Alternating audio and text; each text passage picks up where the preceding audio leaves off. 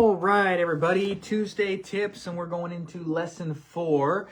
Again, using this little booklet on how to handle money, a short guide to financial accountability that is mostly geared toward like churches and ministers, toward nonprofit type of finance, church type of finance.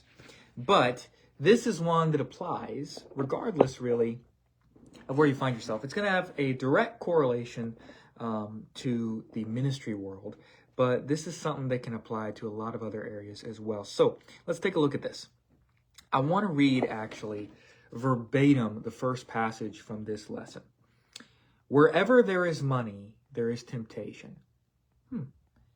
This is just as true for Christians as anybody else. So it is wise to protect ourselves from temptation by having more than one person involved in handling the money.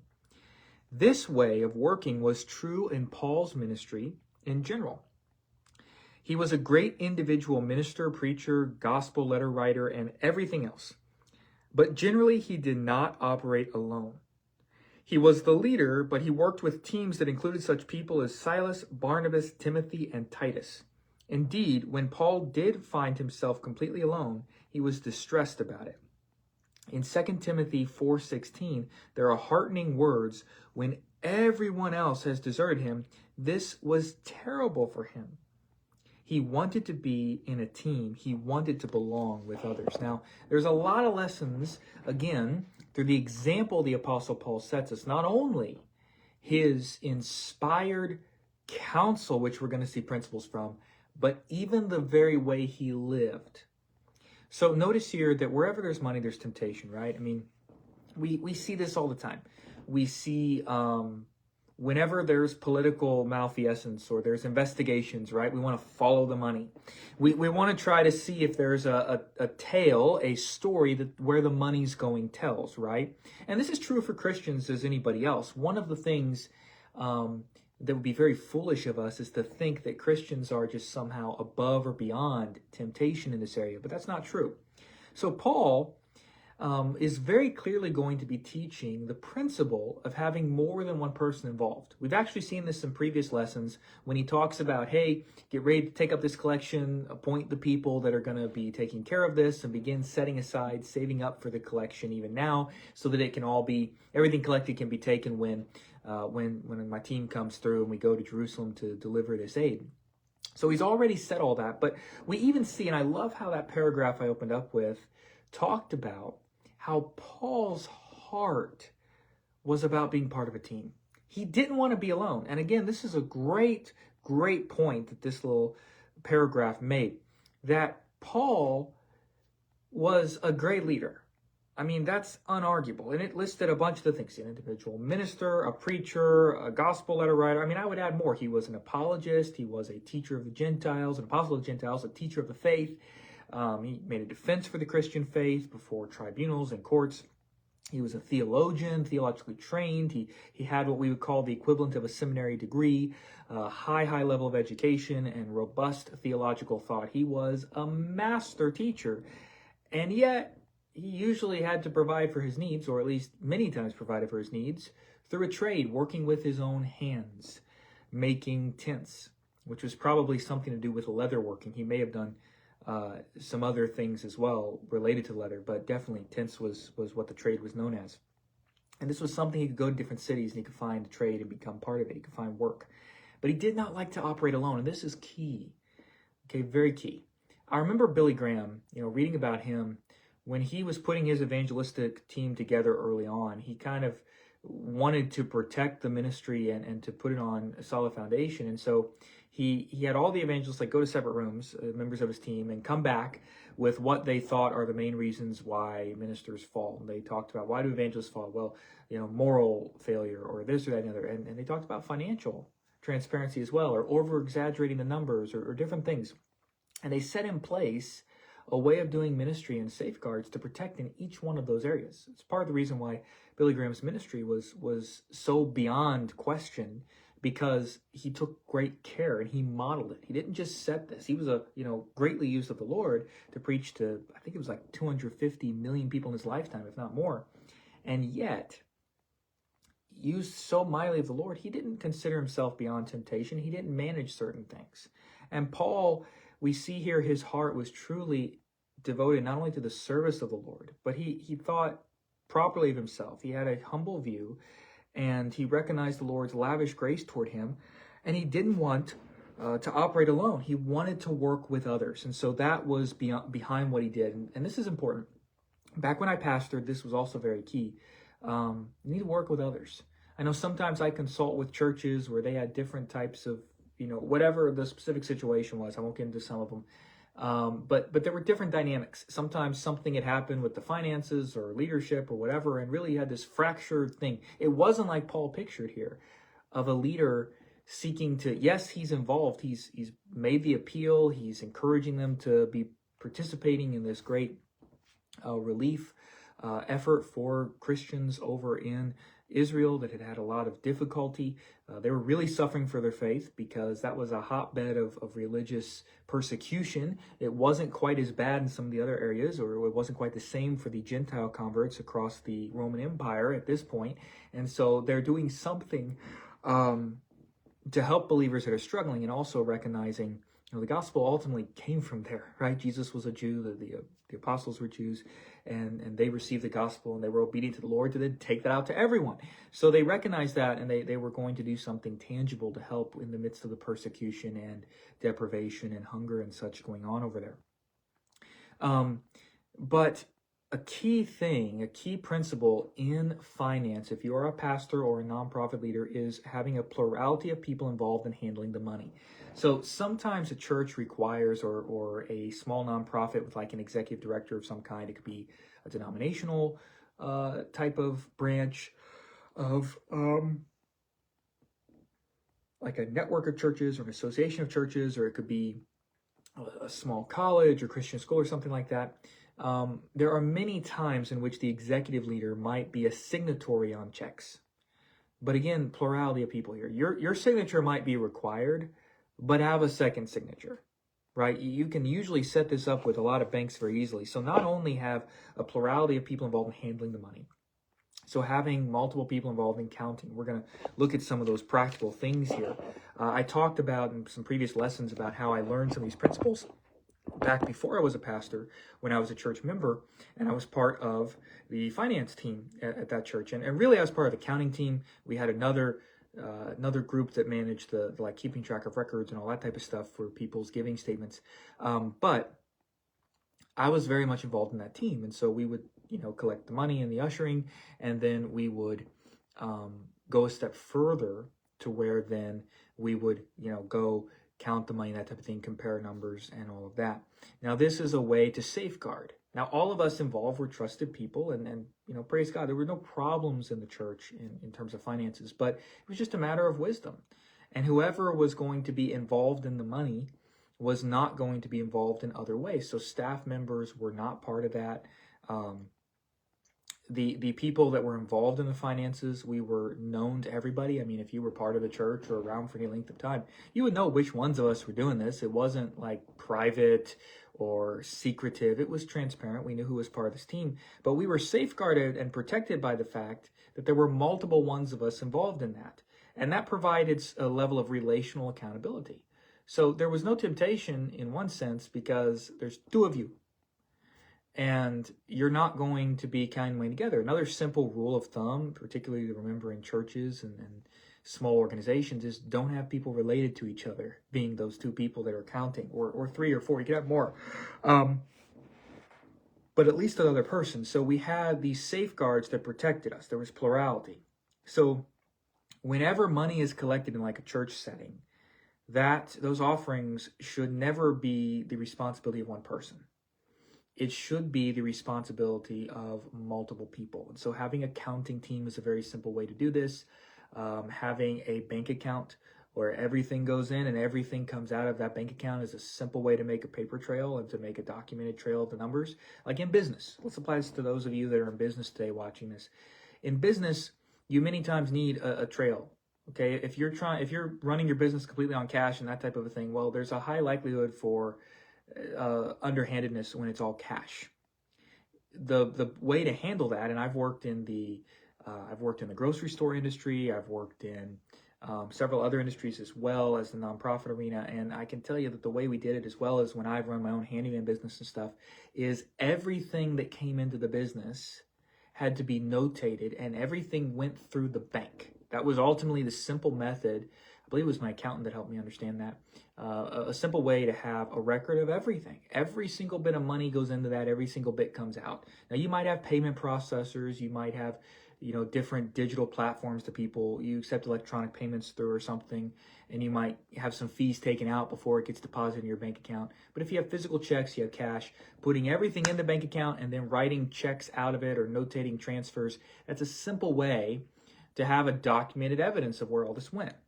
So it's not only the counting, but then the accounting of it. How do you manage it? And that's the other layer. Not only is there the relational accountability and the having the team involved in handling accounting and getting it in, deposited, but then by also making sure that there's openness and transparency and verifiability. So how do we do this? Well, for example, in the church world, we would have counting teams. That was one step. But then how do we help protect the team that was managing? Because sometimes in a small nonprofit or church, or I would actually say many times, it's one person. It might be a staff member or a volunteer that's your treasurer or something like that, the treasurer of the nonprofit.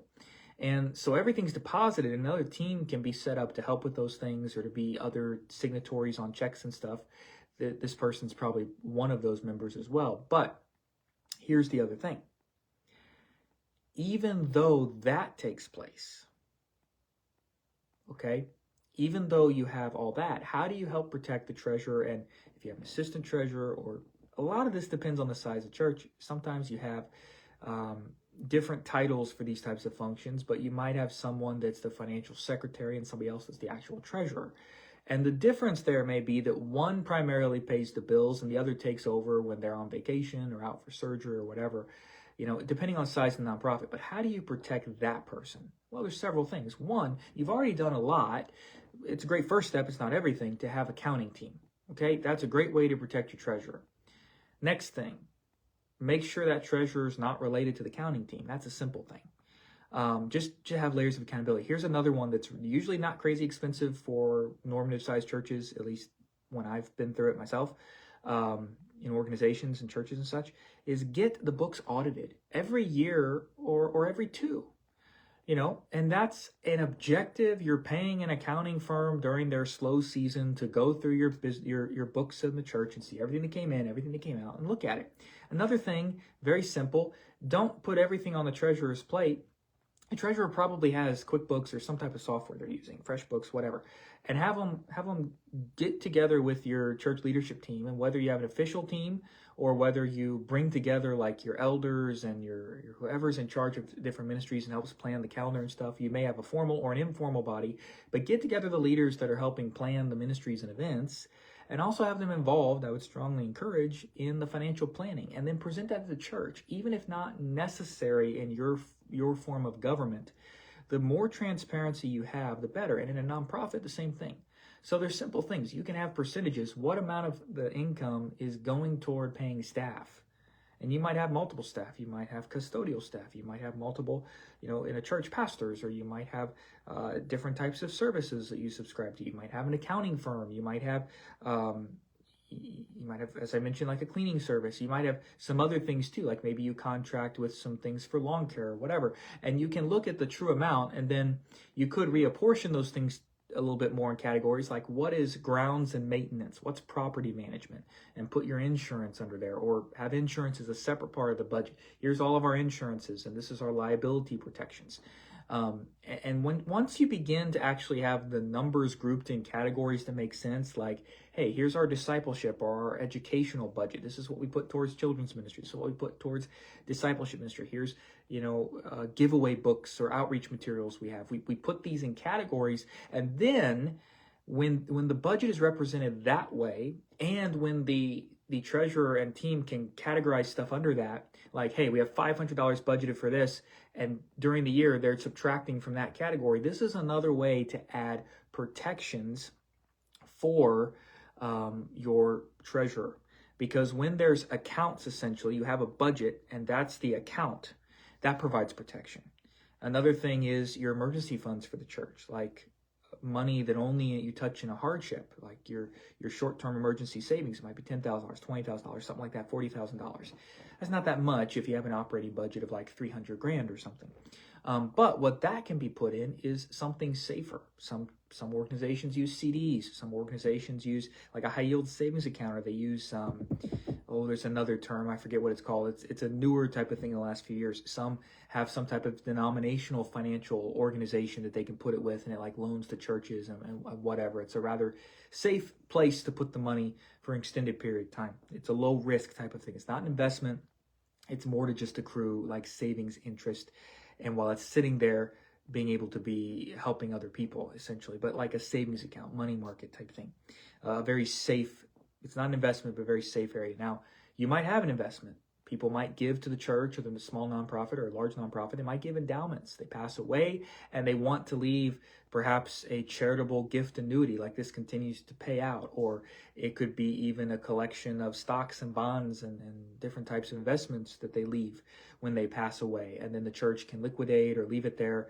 It could be an endowment like, hey, let this money grow and then take this amount out to have scholarships for kids to go to church camp every year, or to hire and train a new staff person, new pastors, and help pay some of their seminary. There's different ways it can be set up, but those are ways to provide some safeguards, and openness and verifiability are helpful. So again, if you have those budgets, the master budget that you're operating off of on a yearly basis, whether you use a fiscal year of like July to July, June, July, or use a calendar year of January to December, whichever one you use, you can have categories, and that's very helpful because whenever you have your reports to the church, monthly or quarterly or however you do it, they can see where the balances are in those areas.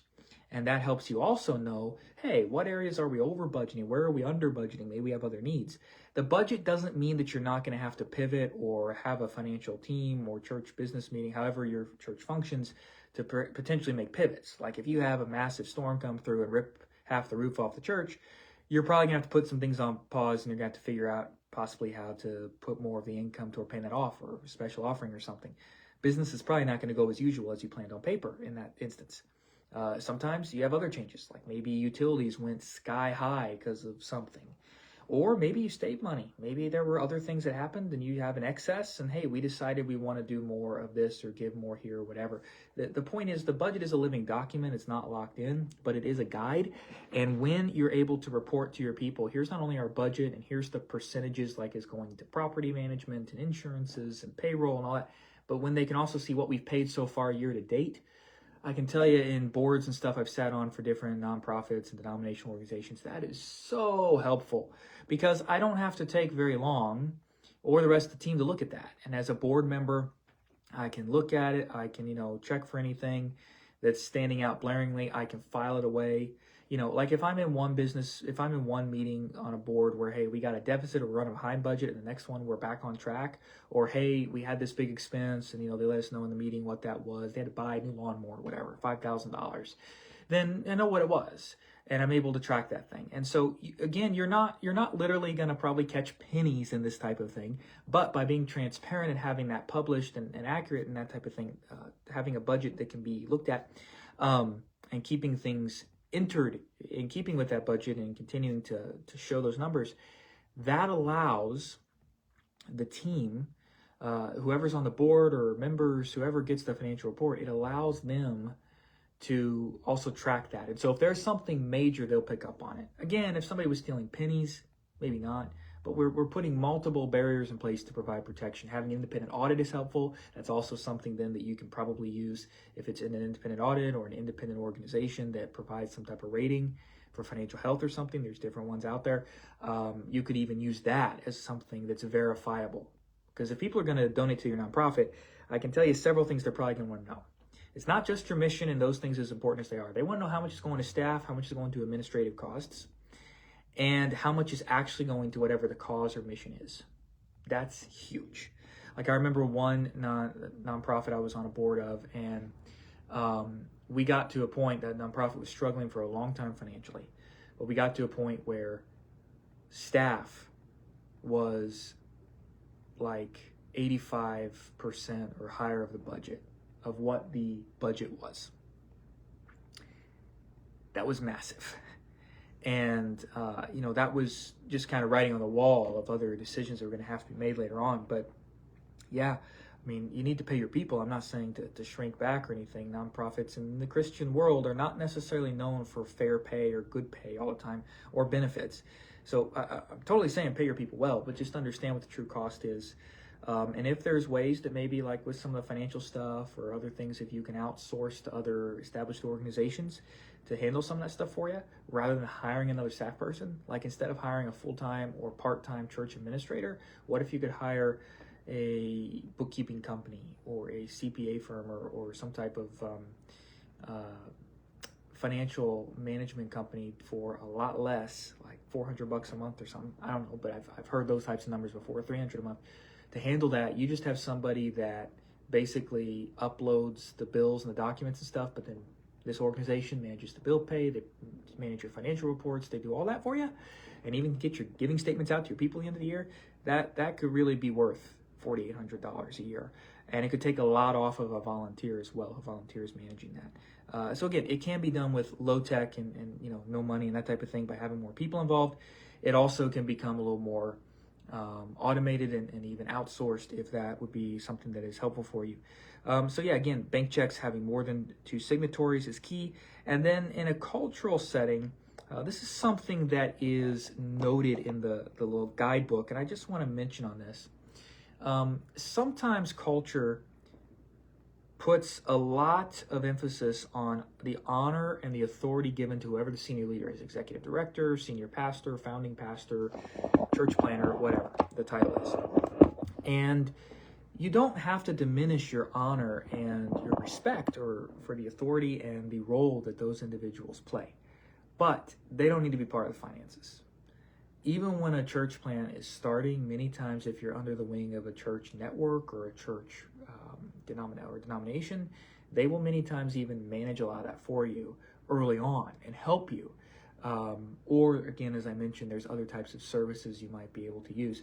And if you use a lot of online, like if you get a lot of your giving online and that type of a thing, and you hardly collect anything in person, well, that's a way to really streamline a lot of this too, because then it can almost like auto deposit, that type of thing.